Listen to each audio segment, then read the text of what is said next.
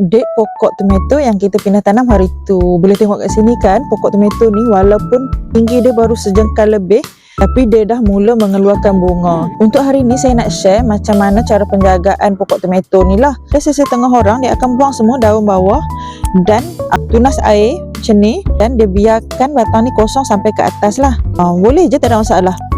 Kita nak buang macam tu pun boleh. Jadi pokok ni akan fokus buahnya ke atas. Ataupun sekadar nak buang bawah ni, kita akan buang daun yang bawah dan kita kekalkan tunas air. Tunas air ni nanti bila dia akan naik, di sini pun akan berbunga, jadi pokok ni akan merimbun lah. Mana-mana pun boleh, tak ada masalah. Nak biarkan pokok ni merimbun dengan cabang-cabang yang banyak pun boleh, ataupun nak fokuskan di kawasan bahagian atas sahaja pun boleh, tak ada masalah. Untuk pokok tomato sangat mudah dijaga, sangat mudah diuruskan dan cepat mengeluarkan hasil. Dapat sesuatu, terus follow untuk tip yang lebih menarik.